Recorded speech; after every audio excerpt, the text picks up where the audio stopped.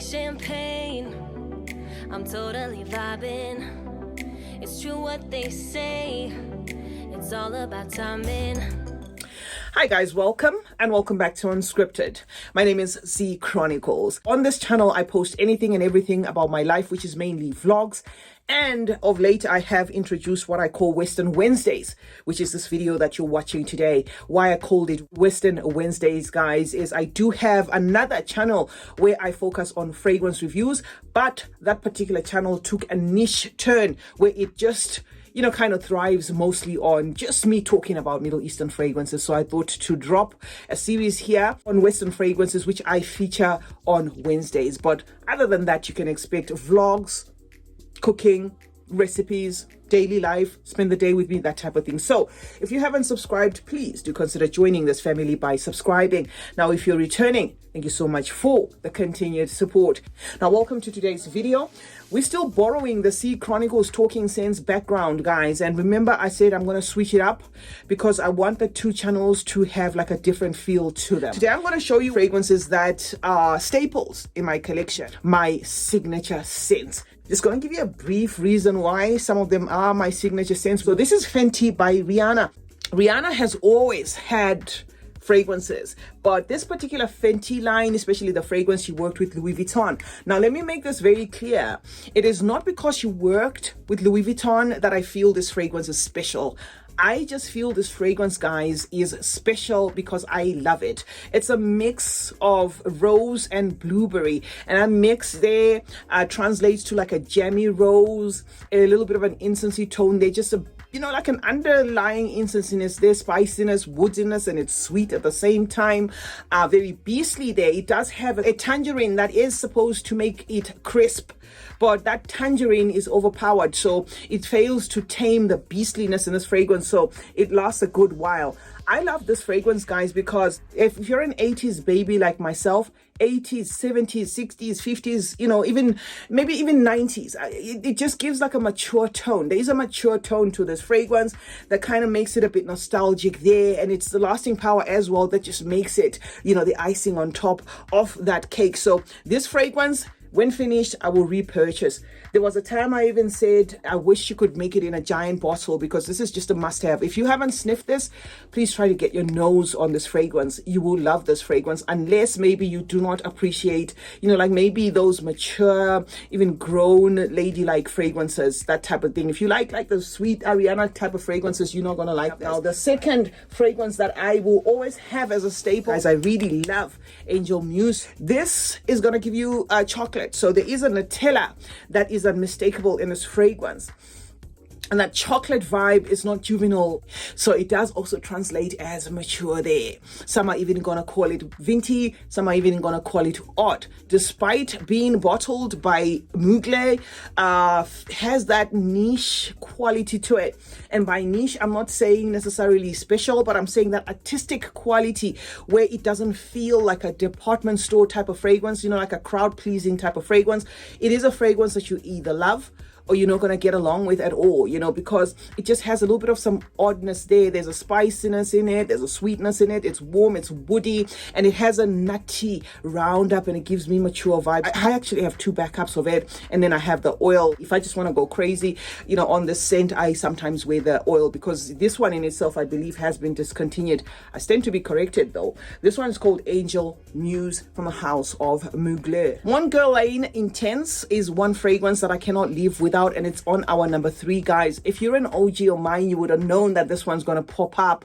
I love this fragrance. I love how so refined it is. I love how beastly it is. This is a fragrance that lasts till the next couple of washes. And by that, I mean, if you wore it on your clothes, put your clothes in the laundry machine, you take them out for ironing, it just rises up. It has that beastly performance, which is something that I also get from the Fenty as well as from the Angel Muse. And that is not a deciding factor when it comes to my signature scents. I'm just saying it just coincidentally happens that, the first 3 on the lineup are actually beastly. This, guys, is just lush, rich. This is a refined juice in a bottle. If you haven't smelled this, you ought to just try it, guys. Just smell this fragrance and let me know your thoughts. It's not a new fragrance by any means, shape or form.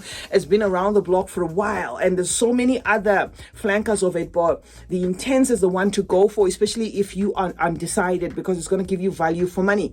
In itself, guys, it's an aromatic lavender, very complex in translation there, mixing with a double dose of jasmine sambac, if I'm not mistaken, and a double dose of vanilla. It could be that I've mixed, one or the other. It could be the double dose of vanilla with a single jasmine sambac, but it is just beautiful, guys. It gives me boss vibes. It gives me mature vibes. That well put together kind of presentation, if you know what I mean, if you can just imagine that. So this is the third one, and it's Mon Guerlain Intense. Number 4, guys, is gonna be from Carolina Herrera, and this is Hey CH Privé. This is one of the most beautiful leather patchouli vanilla mix. If I feel like wearing a realistic leather scent, this is my go-to type of fragrance. A leather that doesn't choke me out, a leather that doesn't lean masculine. In terms of performance, I'm gonna say this one interprets differently from person to person, because I've had my daughter wear this, I've had my sister compliment me when I wore this, and it was not exactly what I thought she would think of the fragrance. So it does seem as though it is perceived, by different noses differently. Some are going to find it as tamed, some are going to find it as thick and polarizing, some are going to find it as loud, and some are going to just find it as mute. But I can say it's built around a sweet, warm leather there with a dose of patchouli and vanilla. It's called CH Privé from Carolina Herrera. Right now, if you are going by my nose, you will know that I love vintage toned mature fragrances. Now, this is one that I can absolutely say is vintage toned. This is gonna give you 60s, 50s glam. This is not a safe blind buy at all. If you go by the notes of this fragrance, the fact that it has Coca-Cola, some cinnamon there, and all sorts of, tons and tons of notes, you might just say, okay, because it's got a Coca-Cola, I'm just gonna dive in. Yes, this fragrance is built around Coca-Cola and a lot of notes, but you need to sniff this one, guys. It's not blind buy safe at all. It can come across as very stuffy, very cloying there. It gives that quintessential old school type of vibe. So do try this one first before you purchase it, guys. But if you're collecting or you love vintage tone fragrances, it's definitely not going to disappoint you. The stuffiness you're going to enjoy, especially in cold weather, because this holds its own in the cold weather. It is actually a cold weather fragrance, if you ask me. But if your nose is hardened, of course you wear whatever you want to wear whenever you want to wear it. So this is Youth, you guys, and it is the 5th one on this lineup. Number 6 is going to be from Frederic Malle, and this is Portrait of a Lady, a fragrance I gifted myself about 1.5 to 2 years ago. What I do from time to time is, when I feel I've reached a certain milestone or I've worked hard enough, I will gift myself a very expensive fragrance just to spoil myself, if you know what I mean. But why I am saying that is this fragrance has got a lot of companies that have cloned it. So if you are curious about how it smells and you haven't got it in your collection, you can purchase it as a clone to just see if you really need it. And you can even get this one in oil form. There are a lot of oil companies that have their rendition of this fragrance. In itself, guys, it's a rose and oud combo again, but this time it has like an incensey roundup to it. Very complex scent, aromatic, a bit herbal there, a bit spicy there with a woody undertone. This is value for money, certainly to me, because in as much as I've had it for close to 2 years now, I haven't even used half of it, because I just need a little. It's a mature fragrance, let me say. You've got to be one that loves that grown-up type of rose and oud combo mix of a fragrance there with an underlying incensey tone that could feel a little bit Middle Eastern to your nose. So yeah, love it, guys. It's a staple in my collection, and it is the 6th one on this lineup. Next up, guys, is one fragrance that I go to in summer. I find this Dylan Blue being one of those very dumb, rich, clean, fresh, floral, even to an extent aquatic scent. It does have a prominent green apple there, doing the most Granny Smith green apple in particular, the green one, not like that red very sweet apple. So that apple is going to come in that background that feels a little bit blue, a little bit aquatic, that sort of thing. So yeah, nice, freshy, easy, dumb reach, especially if you are in the heat or you're just looking for something to wear in warm weather. I use this one anytime, because this I don't need to think about. It does does also share similarities to Jadot. I hadn't realized that, guys, in a long time until I saw reviews on Fragrantica that we're actually comparing this to Jadot, and I do have Jadot in a sample, and I tested them side by side, and I was like, wait a minute, does it mean that this is inspired by Jadot? But I don't get like blue vibes from Jadot though. I do get the fresh floralness there, but I don't get like that sort of like aquatic thing that I get from here. So, but they do smell similar. They do smell similar. Anyway, we're not about that. This is just to show you that this is also my signature scent. It's Dylan Blue from the house of Versace. Number 8 is Baler Freak from the house of Byredo. I love this fragrance, guys. This, simply put, is understated elegance. This I would not recommend to somebody who loves fragrances to blast people away. For instance, the Fenty or the Youth Dew or the Mugler. I mean, the fragrances that I showed you, the first 5 or 6 that I showed you, this does not vibe like that at all. This gives me classy, clean, quiet. It gives me a fragrance that the wearer is going to enjoy. It kind of vibes the same as Gypsy Water, another fragrance from this house, guys. And I'm not saying it has the same DNA. I'm saying vibes in the sense that if you smell Gypsy Water for the very first time, it might actually even confuse you, like, what's going on there? You know, it's a fragrance that speaks to the wearer than it does, try to speak to the people around the wearer. So it's clean, it's classy, it doesn't shout. This is a mix of florals, and those florals come across as fresh. They don't turn green, which is something that I am, wary of when it comes to florals, because in my miniature collection, I did mention that Bright Crystal by Versace is a floral that I personally wouldn't purchase in full size because it has that piercing thing, that ultimate floral thing in it. This, I do get florals, but they're not piercing. They're just there, gentle in the background. They're not trying to disturb the wearer. I absolutely love this fragrance, guys. It's Baler Freak from the house of Byredo. And then there is Girl Lane's Terracotta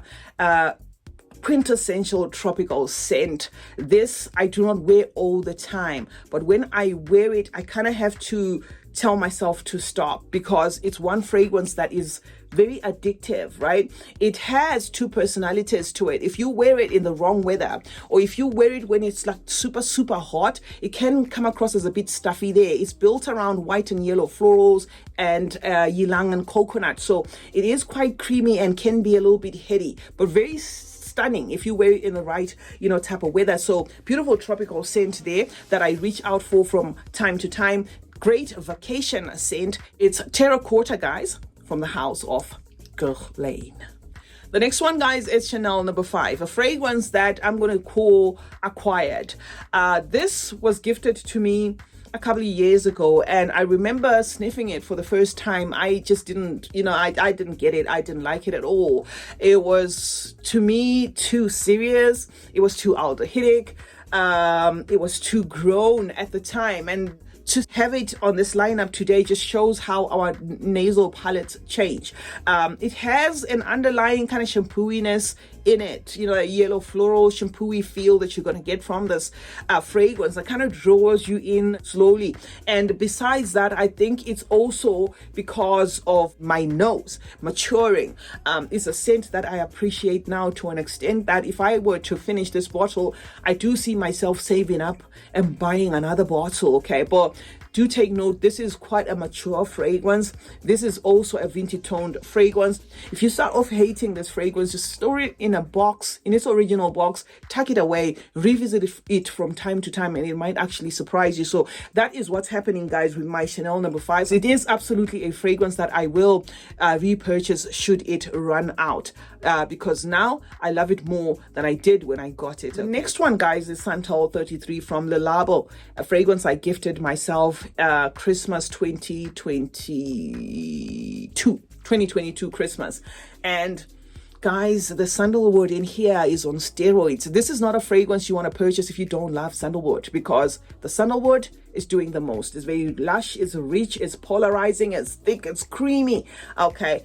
However, let me say something. If you are crazy about sandalwood, you can also consider adding Santal Calling from the House of Ex Nihilo to your collection, because I thought this sandalwood was sandalwooding to the max until I smelled that one. Both fragrances, guys, are sandalwood on steroids. So I love my Santal 33 heady fragrance there that I do wear in cooler weather, because it can come across as stuffy to an extent, but it's a must-have. I find it absolutely gorgeous, guys, and it made it on this list. Now, last but not least, guys, is going to be Lancome's La Vie est Belle. I've got to give it to Lancome, for making this unforgettable mainstream fragrance. This, guys, I see a lot of people frown upon, oh, La Vie est Belle has been around the block and everything. You walk in a mall, 1,000 people smell like it. I will still give this fragrance its flowers, guys. This is a well-made fragrance. I find this one easy reach. I can see how people, because of all these other, releases, can have a clouded judgment about this and feel as though this is too common. But I will always respect this fragrance, guys. It was one fragrance that when I smelled for the very first time, which was over 10 years ago, whatever time that was, I was just wowed. I was like, oh my God, this is just gorgeous. This is beautiful praline. It's sweet. It has vanilla. It's patchouli on steroids. It has the florals, but they're not enough to make this one just a quintessential floral. It's an absolute gorgeous fragrance for those who love sweet, feminine fragrances. For those who love compliment magnets, this fragrance is still a compliment magnet until this day, and I respect it for that, guys. I'm not one to slag a fragrance because there's been new releases and stuff like that. This is one fragrance that I am likely to repurchase, because I would just feel like my collection is incomplete, guys, without La Vie est Belle. So kudos to La Vie est Belle by Lancome, my signature scent for years, and I thought to add it, guys, on this lineup, and it is the last one on the list. That's it, guys. Those are the Western fragrances that are classed as my signature scents. These qualified because if you could blindfold me at any time and just ask me to pick a bottle and spray it on myself, I wouldn't be disappointed. Of course, unless it is weather specific, like for instance the Youth Dew, because that can come across as a little bit too much. Say if I sprayed it in the blazing heat of summer. I hope you found the video interesting. Please let me know in the comment section what your signature scents are. I'd love for us to discuss that in the comment section. Thank you so much for joining me today. I'll see you soon, guys, with another video on this channel. Love you as always, and bye for now.